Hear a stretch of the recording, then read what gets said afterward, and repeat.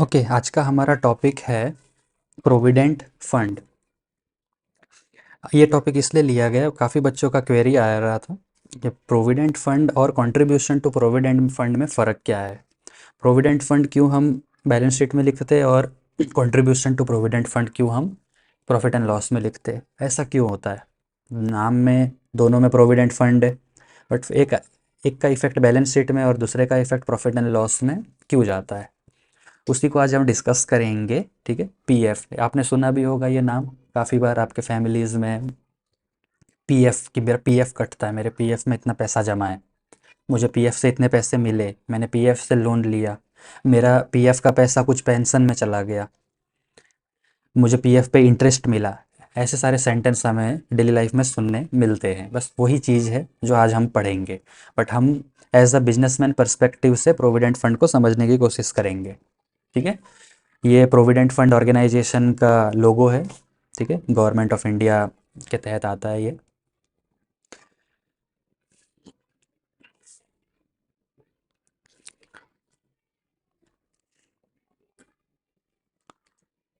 ठीक है, ओके। तो कुछ समय के लिए भूल जाते हैं कि हम कोई बिजनेस रन करते, हम बिजनेसमैन हैं। हम एज अ पर्सनल पर्सपेक्टिव से इस प्रोविडेंट फंड को समझने की कोशिश करते हैं। एक्चुअली प्रोविडेंट फंड होता क्या है। देखिए, जहाँ पर भी हम as a individual as a person काम करते हैं, वहाँ पे हमें क्या मिलता है, सैलरी मिलता है। और आपके पर्सनल पर्सपेक्टिव से ये सैलरी हमारे लिए क्या है। हमारे पर्सनल पर्सपेक्टिव से सैलरी ऑब्वियसली हमारे लिए इनकम है, और एज अ इनकम है। लेट्स से फॉर एग्जांपल हमें महीने के 12,000 रुपीज़ मिलते हैं, मान लेते हैं हमारे लिए इनकम है 12,000 रुपये हमें मिलते हैं सैलरी। बट हम सभी जानते हैं कि हमें पूरे पैसे नहीं मिलते। हमारा एम्प्लॉयर ही, हमारा जो मालिक होता है, वो कुछ पैसे हमारे खाते से यानी हमारे पगार से डिडक्ट कर लेता है।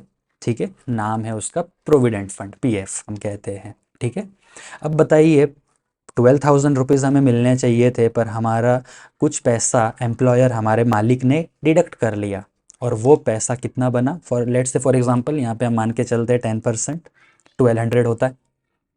अब ये 1200 पैसा हमारा है, कमाया हमने है, पर ये पैसा हमें नहीं मिलेगा। क्यों नहीं मिलेगा? क्योंकि ये पैसा कहाँ चला जाएगा? गवर्नमेंट के पास। गवर्नमेंट के पास चला जाएगा। पैसा हमारा है पर जाएगा गवर्नमेंट के पास, लेकिन अभी तक ये पैसा किसके पास रखा हुआ है? ये पैसा अभी भी हमारे बिजनेस के मालिक के पास है, हम जहाँ काम करते हैं। ठीक है, सो नेट सैलरी हमें कितना रिसीव होगा? 10,800।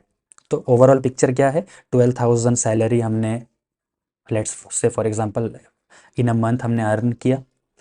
1,200 रुपीज़ हमारे सैलरी में से डिडक्ट करके हमें सिर्फ 10,800 रुपीज़ दिया गया। और ये 1,200 हमारे लिए इन्वेस्टमेंट है, क्योंकि ये पैसा हमारे से लेकर गवर्नमेंट को जमा किया गया, ये पैसा हमें फ्यूचर में मिलेगा। ठीक है, ये हुआ personal perspective.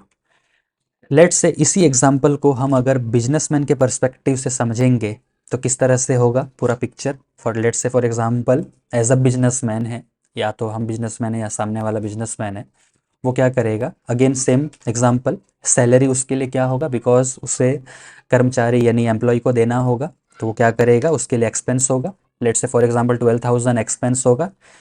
As a individual हमारे लिए इनकम है, बट एज अ बिजनेसमैन हमारे लिए एक्सपेंस है 12,000। अगेन बिजनेसमैन 1,200 रुपीज़ डिडक्ट करेगा।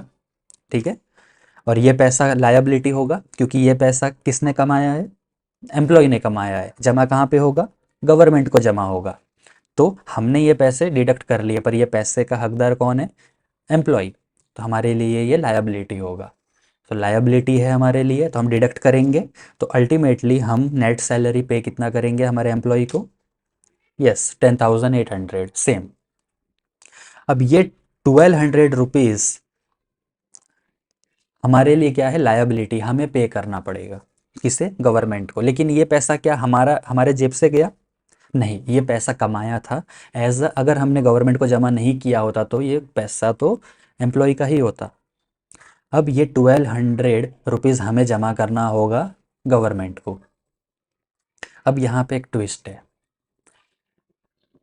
लॉ के हिसाब से, कानून के हिसाब से, जितना पैसा आपने डिडक्ट किया है उसके सैलरी से, एम्प्लॉय के सैलरी से उतना ही पैसा आपको क्या करना होगा, उतना ही पैसा आपको कंट्रीब्यूट करना होगा खुद के जेब से, खुद के पॉकेट से।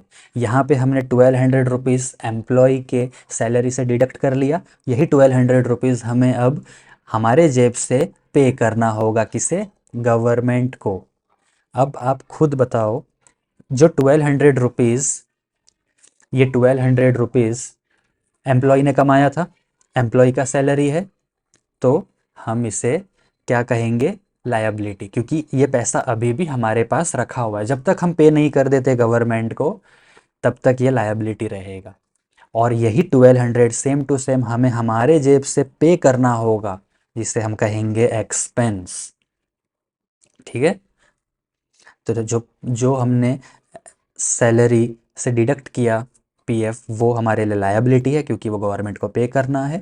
और ये 1200 सेम टू सेम अमाउंट हमें गवर्नमेंट को हमारे जेब से देना है, बिजनेस के खर्चे से देना है, इसीलिए ये एक्सपेंस होगा।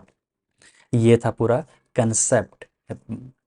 बच्चों को क्यों डिफ़िकल्टी होती थी, क्योंकि पर्सनल पर्सपेक्टिव और बिजनेस पर्सपेक्टिव से पूरा कंसेप्ट ऑपोजिट हो जाता है। जो यहाँ पे एक्सपेंस है वो एज ए इंडिविजुअल इनकम बन जाता है, जो यहाँ पे इन्वेस्टमेंट था एज ए इंडिविजुअल वो यहाँ पे लायबिलिटी बन गया, और जो यहाँ पे हमारे लिए एक्सपेंस है, ठीक है, वही एम्प्लॉय के लिए इन्वेस्टमेंट बन गया, कि हमने ये हमारे जेब से दिया और ये पैसा किसको मिलेगा, अगेन एम्प्लॉय को ही मिलेगा। हमारे लिए एक्सपेंस है, लेकिन एम्प्लॉय के लिए ये पैसा इन्वेस्टमेंट है या इनकम है। ठीक है, अभी नहीं मिलने वाला, फ्यूचर में मिलने वाला, हम कह सकते हैं इन्वेस्टमेंट है। ठीक है, ये कंसेप्ट था।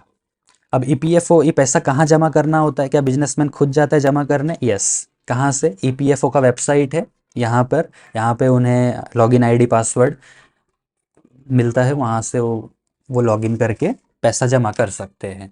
ठीक है, ये वेबसाइट है, जिस तरह से दिखता है। EPFO employ provident fund organisation, ministry of labour and employment के अंदर आता है, गवर्नमेंट ऑफ इंडिया। ठीक है, और आप चाहो तो एज ए इंडिविजुअल आप यहाँ पे इस वेबसाइट पे जाके लॉगिन करके भी आपके पीएफ में कितने पैसे जमा हैं अब तक, सो फार कितना आपको इंटरेस्ट मिला, आप चेक कर सकते हो। ओके,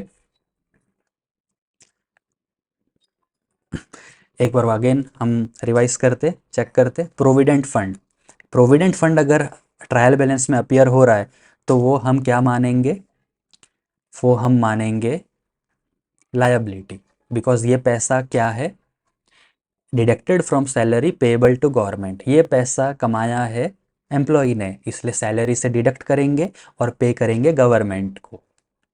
ओके, नेक्स्ट, ये पैसा हमारे लिए लायबिलिटी होगा, और हम सभी को पता है लायबिलिटी अगर है तो इसका बैलेंस क्या होगा, yes, credit balance. Next, contribution to PF, जो हमने हमारे पॉकेट से दिया है, so paid as business expense, हमने हमारे जेब से दिया है, so it will be an expense. So again अगर यह एक्सपेंस है तो हमारे लिए कौन सा बैलेंस होगा, ये, यस, डेबिट बैलेंस।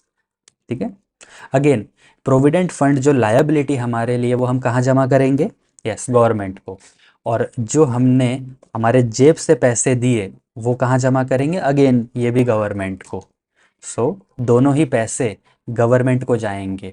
फ़र्क सिर्फ इतना है, एक पैसा जो है वो एम्प्लॉय ने कमाया है जो हमें गवर्नमेंट को जमा करना है, और एक पैसा जो है दैट इज़ कंट्रीब्यूशन, वो हमें हमारे जेब से देना है, इसीलिए वो एक्सपेंस होगा। और प्रोविडेंट फंड एम्प्लॉय के पगार से डिडक्ट किया गया है, जब तक हम जमा नहीं कर देते तब तक वो हमारे लिए लायबिलिटी है, इसीलिए वो क्रेडिट बैलेंस होगा। और contribution to PF debit balance होगा। और लायबिलिटी है तो बैलेंस शीट के लेफ्ट साइड आएगा, और एक्सपेंस है तो प्रॉफिट एंड लॉस के डेबिट साइड आएगा। यस, आई होप आपको ये अब क्लियर होगा प्रोविडेंट फंड क्यों हम लायबिलिटी कंसिडर करते हैं, और कंट्रीब्यूशन टू प्रोविडेंट फंड क्यों हम एक्सपेंस कंसिडर करते हैं, और दोनों का बैलेंस भी आपको अब क्लियर हो गया होगा। So that's it.